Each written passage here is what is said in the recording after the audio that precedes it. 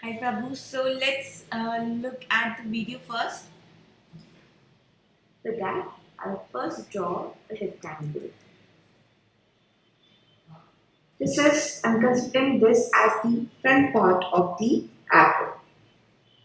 Then there is a top part because the still life is arranged below my eye level. And then there is a side part. Here, the side edge is the plane from where the apple is turning. Okay, so your question was I drew this cube here and then I marked this line, and then I erased everything else. Why did I do that? So, a good question. Um, Here, because this is your first drawing process, earlier we just saw the cube, now we are seeing objects which are related to, sorry, earlier we just saw the spear which is in the back. Now we are looking at various forms. When I talk about forms, there are cubes, cuboids, spheres, um, cylindrical shape. There are many different forms here. So when I have objects in front of me, I relate them to one of the forms. So for the apple, I chose a cube. I related the drawing of the apple to cube. Let me just pick a darker green marker. Okay. So what I did is here this cube that I will draw or I'm drawing represents this apple. So this is the line, then this is the front plane that I was talking about. Then this is the side plane, right? And then this is the top plane here, right? So let's go back to the video.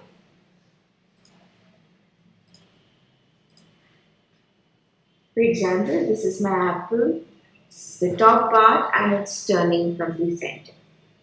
In my case, the way I have arranged the apple, so the front part or the front face of the apple or front plane is greater than the side plane.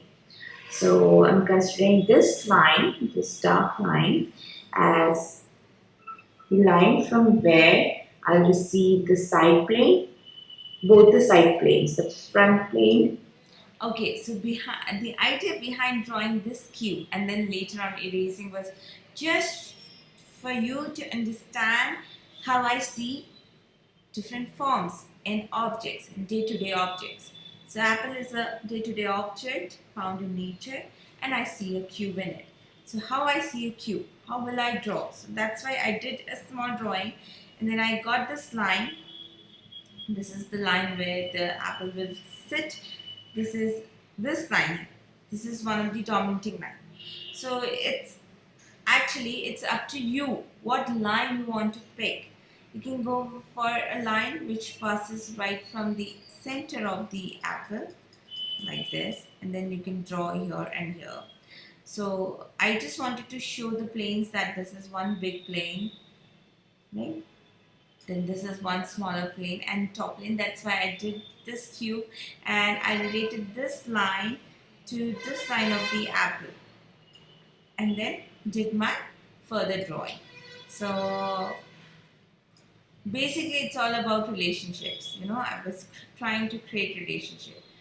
So from this line, then I'll measure this angle, I'll measure this, I'll draw this side, then I'll draw this side, and then I'll draw the top part of the apple. And because I have three different planes, I know the value structure that I'll be working with. So because the light is coming from this direction, so the light is coming from this direction, so this plane would be lighter. This would be form shadow and of a middle tone. And then top plane would be also light. I hope it's clear. And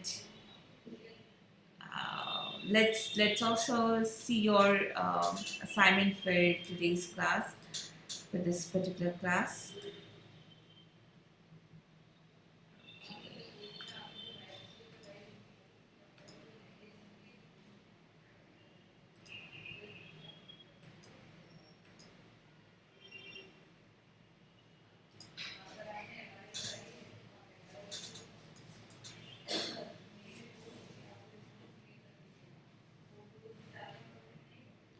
You just download the image.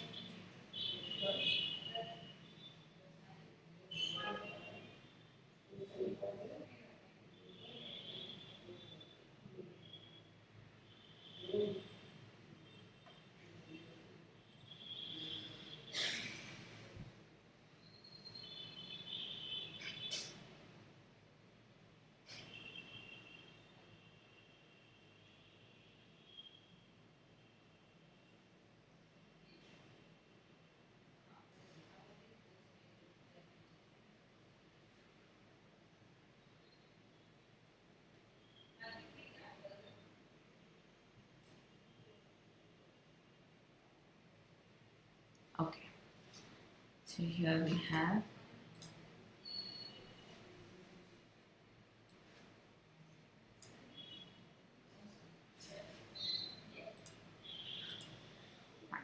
So here we have your image.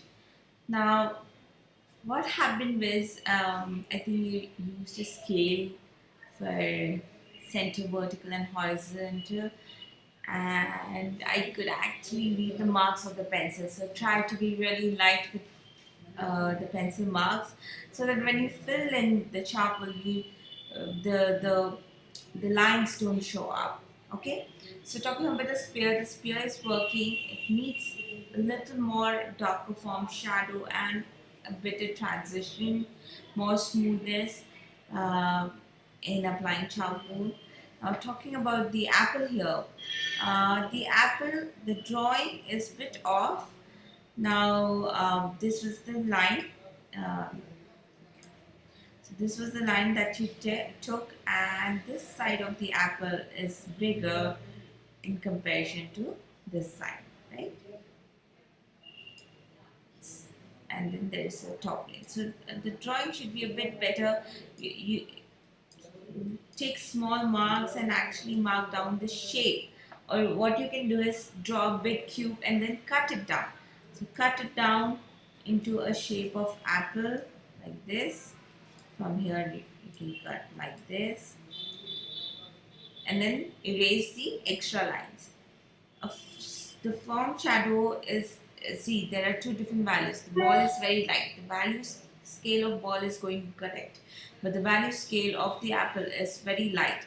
So you need to darken the color, darken the form shadow this side. This should be very dark, and then use pencil to get the strokes. There is a very strong highlight going around this area, so it should be light here. And define different planes. Add more values as you see. Squint at your image. Squinting is very important. Let's see the image, reference image. So you can see the one I did, it's not the same image. I added a different image of a different angle. So the apple is overlapping the ball, and this is the center line, or the line, not the center line, but the line of plane change. So this is a bigger plane, this is a smaller plane, this is the top plane, this is very dark, and then it's slowly turning light. There's nothing very light. The only highlight when you squint is closing your, like, half opened eyes. So look at with the half opened eye. This is really dark here, dark, dark, dark, and then this is around middle tone. Then there's some darkness here, middle tone, some light area, and then the highlight, right? So you need to relate. There are two objects. You need to relate each other. You need to relate the shape. You need to relate the top line, where the top line of the apple is hitting the ball, where the bottom line is hitting, it's way below, how it is cropping the apple, what's going around in the terms of values.